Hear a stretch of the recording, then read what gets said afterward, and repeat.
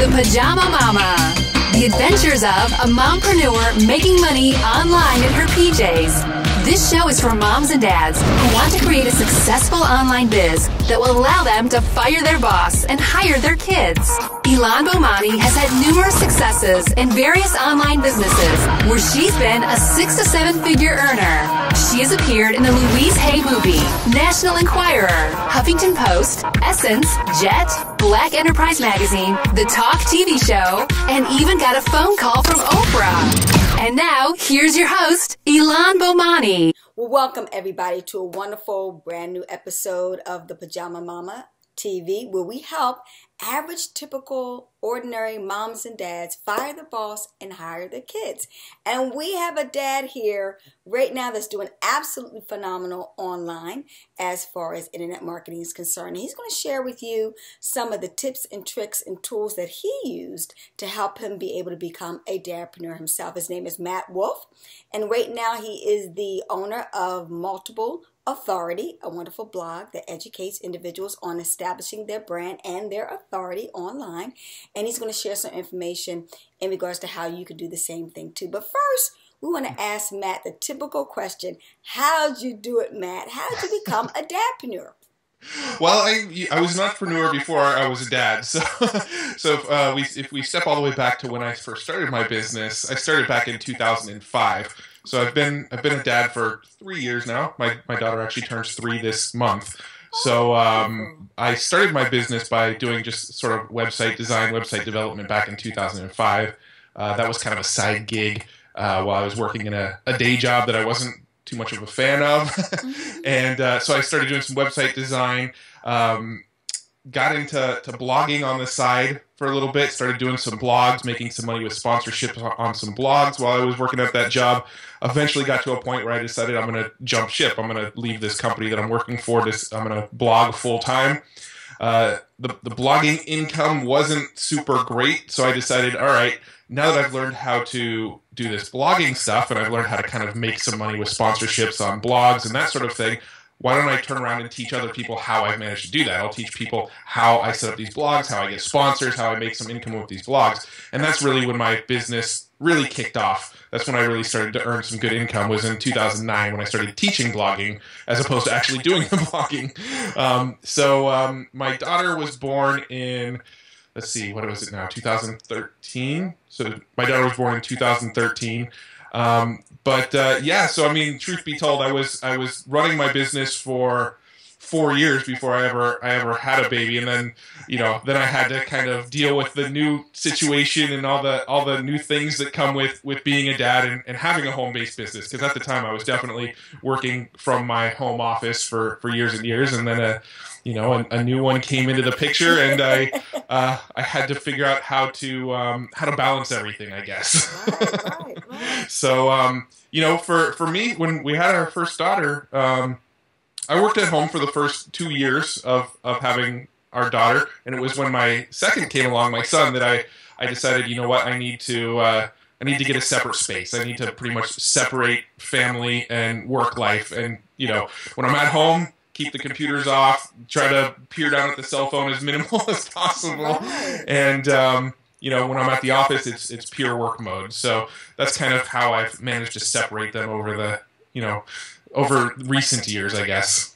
Well, now, with that in mind, since you've helped other people develop businesses, as well as, via the blogging, have you noticed, I'm sure there are a lot of dadpreneurs that you've been working with, what are the types of tips that you've helped them to make the adjustment, from transitioning from, a typical job to being a dadpreneur and working at home? Like, you had to make some adjustments as far as when to separate family and business, et cetera, with the new office.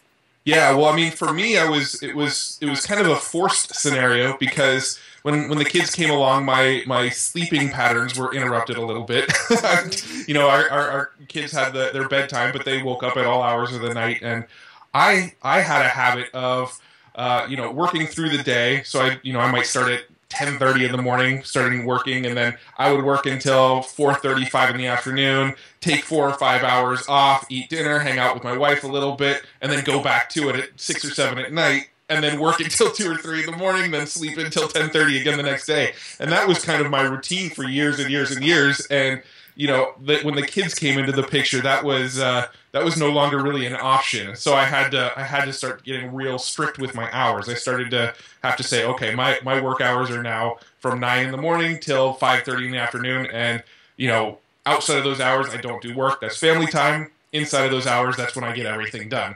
And once the kids go to bed, I might pull open my phone and kind of check some emails last minute before.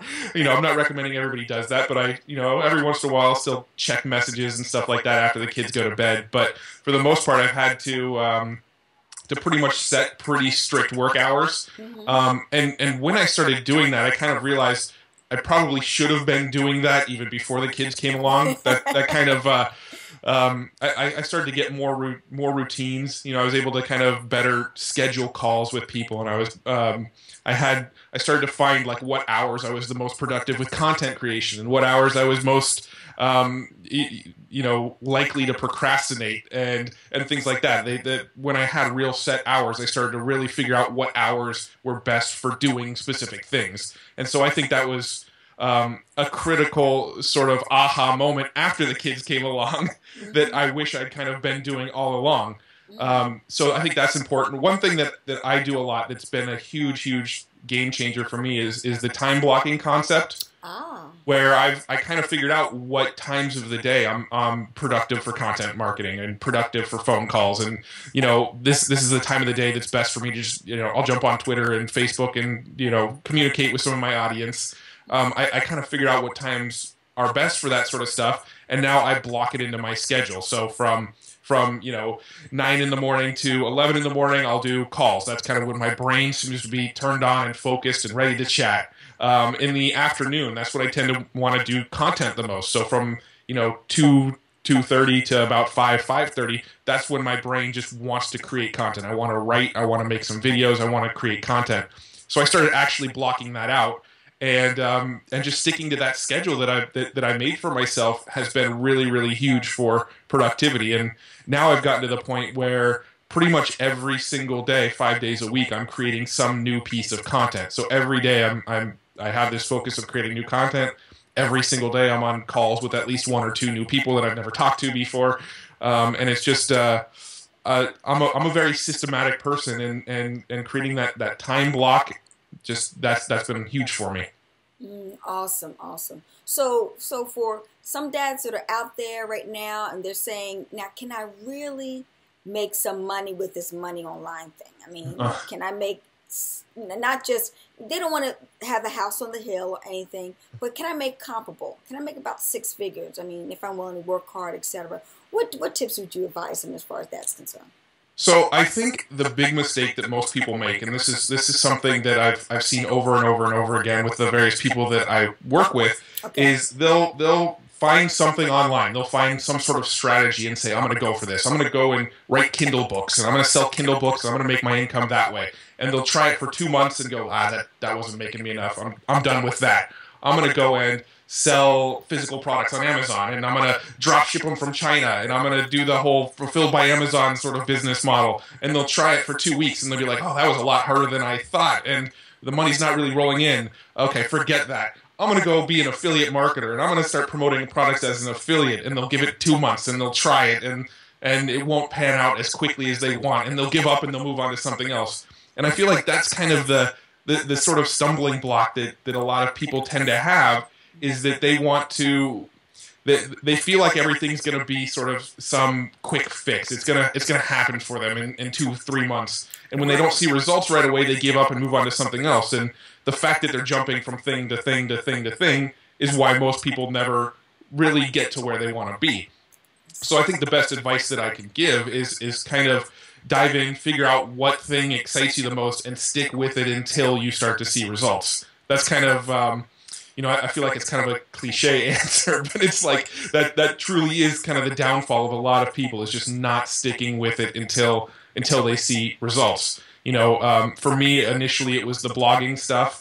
I did the blogging as a side gig while I was working in a day job for years and years and years and years. And even after years and years, I only got it to a point where it was making me, $500, $600 a month. Okay. So, and then when I left that, I decided I'm going to start teaching this blogging stuff because I'm sure there's plenty of people out there that would love to make an extra $500 or $600 a month. So I'm going to show them how I did that.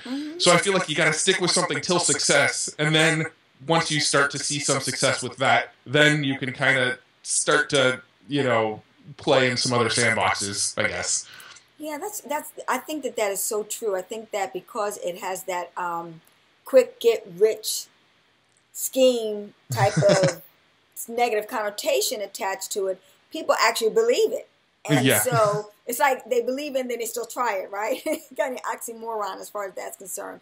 But if they truly treat it just like they would treat it like a college education, they know they have to commit 4 years of college. They know that they have to, go to class. They know that, and then they're still not guaranteed a job when they graduate, right? Right. But at least because of that commitment and dedication, they learned and honed a skill. Right. And within that span of time, you're going to achieve some amount of success. Like anything you do over and over again, there's going to be some growth pattern involved. So I do appreciate you sharing that, because I think that's what a lot of people, and I'm sure a lot of people are raising their hand as they're even watching this right now, that's what they've done. Right. And I'll be the first to raise my hand there when I first started in this industry, because even though we didn't believe it, we still kind of, mentally took that in, that within a couple of months we should be. It didn't help that some people did promote that way. In 6 months, you'll be making $500,000 a month. Type of thing. That doesn't help. But yeah, you're right. You're giving a realistic understanding as far as what it takes to be successful. So with that in mind, what was the thing that got you to the point where you were making living wages to help support yourself and your family, etc.? Well, it was the sort of training courses that I was doing. So I did the blogging stuff for a while, and I still to this day do. I do a lot of blogging. I've obviously got my blog Multiply Authority, which is it's still running to this day, still makes good money. But for me, it was selling the training courses. So when I turned around and started saying, "Look what I've done," and I was able to show some results of what I've created over here, and turned around and started teaching it. And started saying, "Hey, do you want to create these kinds of results?" And they were very, realistic, modest results. Like, here, I'll show you how I'm doing $500 a month from this blogging stuff. And people that are in day jobs, I mean, that's a good car payment. That's half their mortgage. Exactly. That's going to be life changing to a lot of people. And so I used those modest numbers. I showed my own results, and I said, "I'll teach you how to do this stuff." And when I started selling that course, it got to the point where I was selling it. I was selling $100 a day worth. That was kind of my goal when I quit my job. I was making $35,000 a year in my day job. If I can get back to that kind of money selling this stuff, then I'm set. So my goal was, let's just make $100 a day selling these training courses. I got to that point, and I probably stuck at that point for a good year or two. Selling this training stuff, I probably got stuck at $100 a day or so, just kind of matching what I used to make in my day job. And that's that kind of leads to another little point, is that what you find among a lot of entrepreneurs, a lot of online entrepreneurs, is that sort of complacency. You get to a point where you kind of make what you'd hope you'd be making, and then that drive kind of goes away to push beyond it. Well, that was one thing that kids changed for me. I kind of got to that point where I was sort of complacent. I was like, I'm making what I need to make to cover my bills. I'm working from home. I've got lifestyle sort of freedom. And then the kids came into the picture, and then all of a sudden expenses shot way up, and I said, okay, I need to put my foot on the gas again. Gotcha. So how did you segue to that? What was the next venture that helped increase your cash flow? So what ended up happening with the blogging business, the blogging training business, it was called the WordPress Classroom. And another guy was teaching a very similar subject. He had a program called Free Blog Factory that people bought it, and he would set up their blogs for them, and he made money on the affiliate commissions if you used the hosting that he recommended. So you use the HostGator and set up a blog through HostGator. He made a commission on it, and then he would set up your blog for you, and then he would give you some blogging training. Well, he approached me and said, "Hey, I've got this cool little system going. You've got some cool training going. Let's work together and merge these two businesses and do something together." So we formed a business called LearnToBlog.com. And that was sort of the the beginning of scaling it. Was I had this partner came in, and he's, he was a single dude. He lived in an apartment, didn't have a lot of overhead, right? A couple $1,000s a month, and he was good. So he was much more risk averse than I was, right? He was willing to take some risks. So he came in and said, let's get out of our comfort zone a little bit, and let's start pumping some money into advertising on this stuff. Okay. So what we did was we merged our companies. So we had the element of we'll set up your blog for you if you use our hosting company, but we've also got all this training over here, and we started spending money on Facebook ads. And so we started driving Facebook ads to the sales pages, and that's what really, really sort of scaled the business. We went, we started running $100 a day in Facebook ads and making $200 a day. And we said, okay, let's ramp this up. So we started spending $200 a day, made $400 a day. Wow. Let's ramp, and we got all the way to the point where we were spending, $1,200 a day in Facebook ads and doing, $60,000 a month in sales off of selling blogging training. Awesome. Wow, you're giving people a great realistic view of what can possibly happen for them in the near future. Now, with that in mind, tell us a little bit more about multiple authority.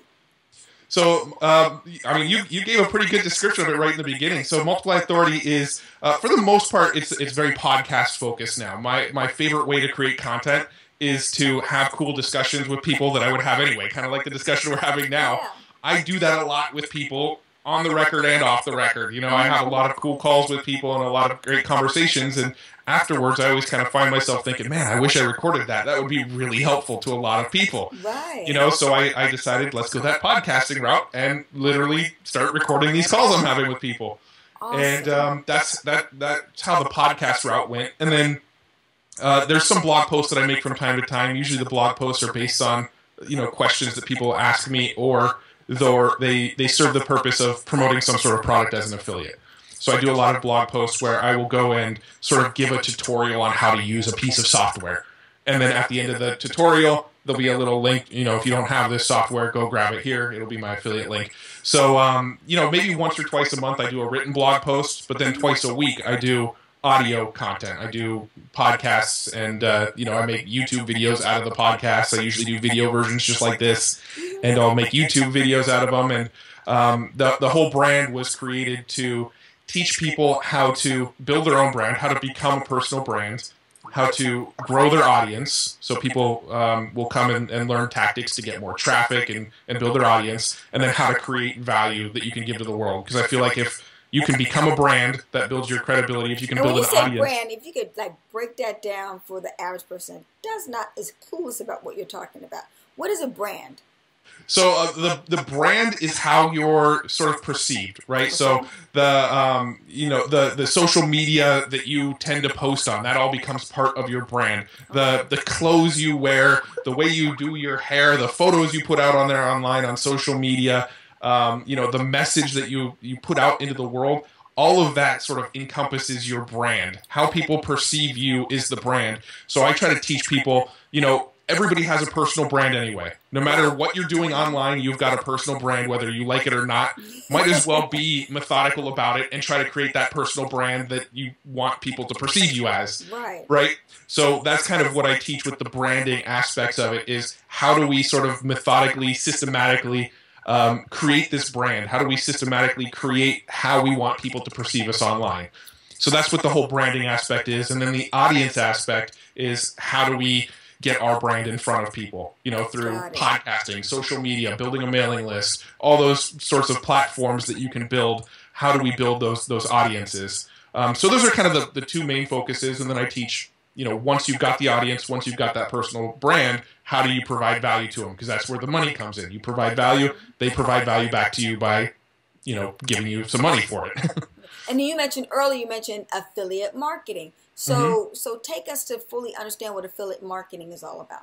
Okay, so affiliate marketing is when you promote a product and they give you a commission back for every sale that you make. Okay. So I might go and promote a piece of software that I use in my business, and when I promote that software, every time a sale is made through my special link that I sent them through, I get a 50% commission back on it, or a 40% commission back on it. So I always get a cut of the sale when I promote a product.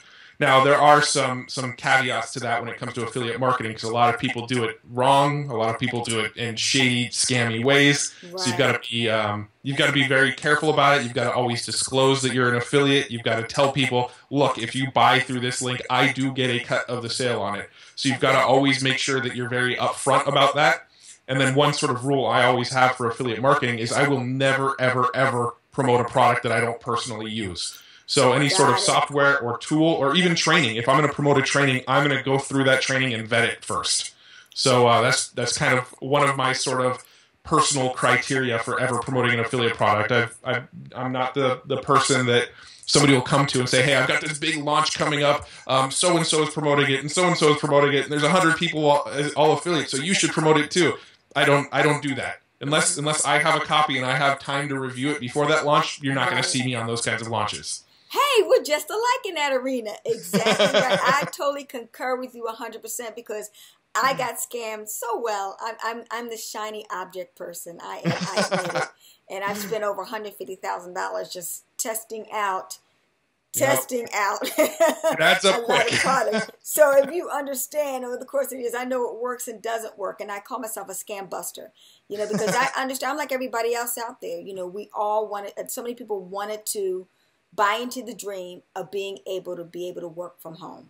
Right. So we do appreciate that from you. And that's, to be honest with you, that's one of the main reasons why I invited you on our show, because of the integrity that you have as far as, because there's some good guys and gals out there, and I'm glad we're one of them. So give us some last tips that, you would like to share with particularly dadpreneurs, because we know mompreneurs. We know about them, because we had to make it a necessity to be able to work from home.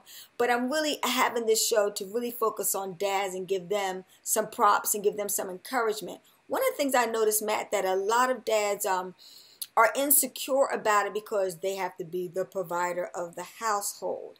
Right. And it's kind of looked down upon, like you're home having, eating and playing and having fun, but it's not a real job.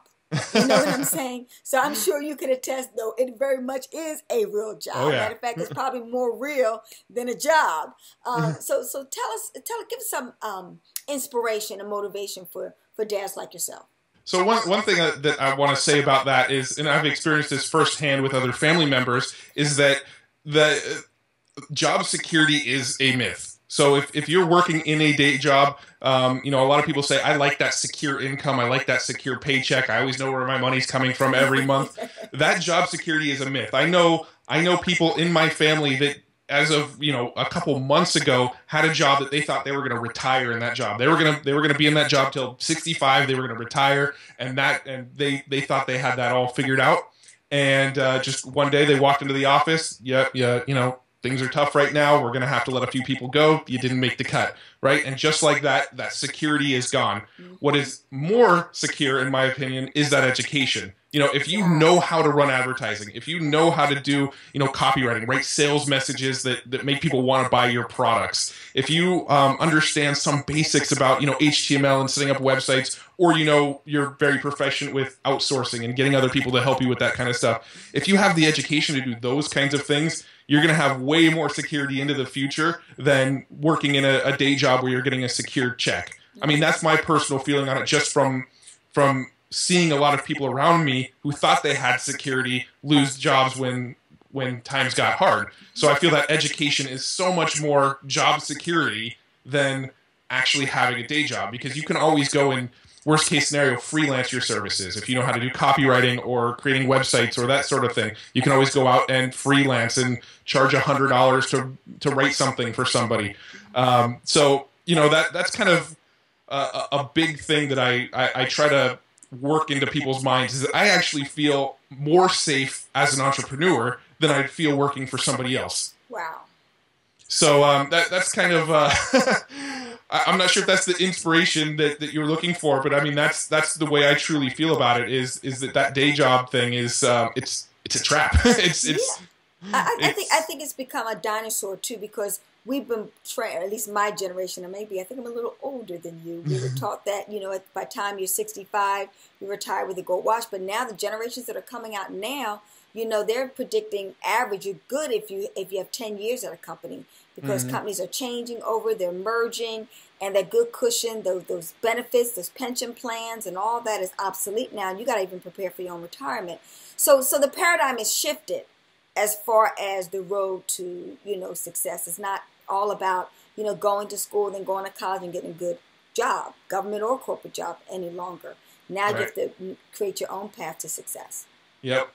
And then I guess the other piece of advice that I would give people is try to seek out multiple methods of earning income. Even if you're in a day job right now, the way that you create true income security is start stuff on the side. Start learning some of this stuff. Start set up a blog online, put some ads on the blog, and start generating a little bit of money from talking about a topic that you're passionate about. That's one way to pretty easily and somewhat passively add another little income stream.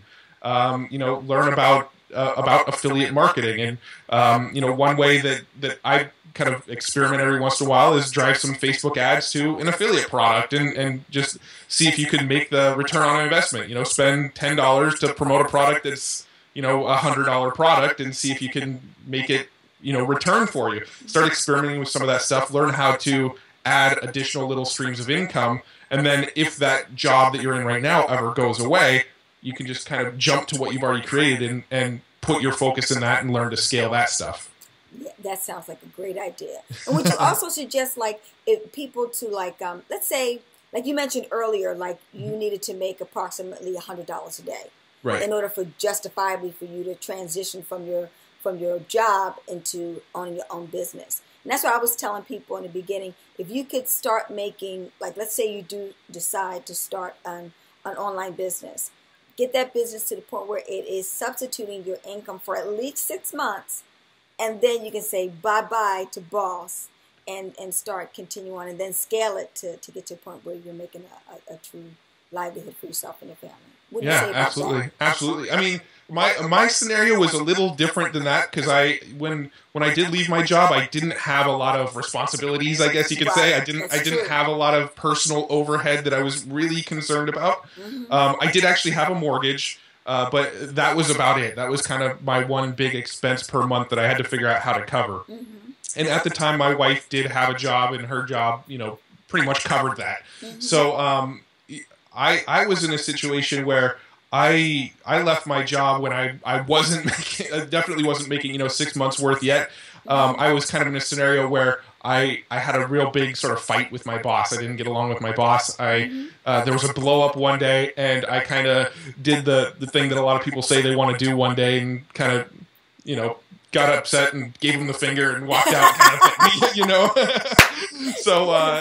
So I kind of took that sort of brash route after sort of a little blow up, and went home and went, oh crap, what am I going to do? And but in my scenario, that sort of back against the wall scenario forced me to figure it out. So it's kind of there's both ways of thinking about it. If you're comfortable and you're happy in your job, don't give it up. Don't quit that job just to make sure you put your back against the wall. Start learning how to do this stuff and start ramping it up, and then quit. If you're in something that you have to get out of it, it's making you miserable, you don't have the free time to build a business, maybe it is time to consider putting your back against the wall a little bit and trying to figure it out. Yeah, I think you're right, because I think 80% of the people that I interviewed, they didn't plan it out that way. Their back was against the wall, and they made a way out of no way. Right. Maybe that might be the recipe. We're not going to suggest that, because we know we went through personally, but sometimes that works even better. So yeah, and obviously, if you're already a dad and you have kids, you have those extra responsibilities. That decision can't be taken quite as lightly as I made that decision. Those extra responsibilities, you gotta make sure those are taken care of first. Well, at least they got a formula now where they can kind of dream and get started. That's for sure. Absolutely. So share with us some your information, Matt, so people can contact you that have like mine and want to check out what you have available. And do you have any products or anything you want to promote and share with us? Because we'd like to definitely hear about it. Sure. Well, if you go to multiplyauthority.com or multiple authority, either way, the site is actually multiplyauthority.com. But if you go to multiple authority, it'll get you there also. You got that domain too, huh? I got the domain to make sure that that people go to because it gets missaid all the time, and so it's if you go to multiplyauthority.com, you can pretty much find everything there. The listings of products that I have, my contact form if you want to get directly in contact with me, all of that is on that site. I do have a few products. I've got a training course that teaches content marketing, so it'll teach you how to build basically a content-based business, a business that you create content to attract people to you, and once they're attracted to you, you create content that you sell them. So you sell them information and training courses. So I have a course that walks you through the process that I essentially took to build a business like that. And then I have a membership program, which is a community/mastermind where people can kind of get direct access to me, ask me questions. That's called Authority Insiders. And that you can find at multiplyauthority.com. So both of those, all those resources you can all find from the sort of hub site of multiplyauthority.com. And I hang out on Twitter. So Matt R. Wolfe on Twitter. And yeah, that's pretty much where you'll find me hanging out.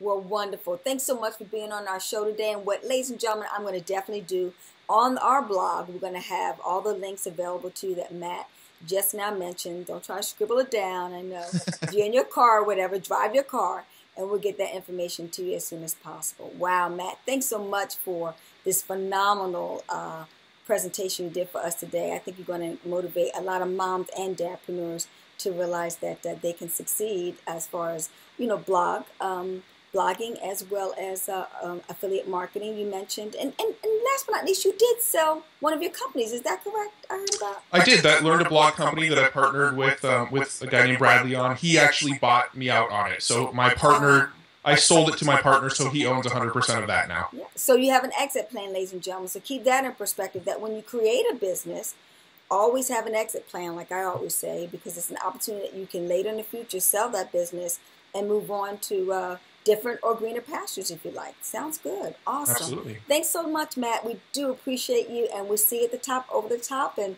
more importantly, we will see you at the bank. Thanks so much. I had a blast. All right, same here. Bye-bye now.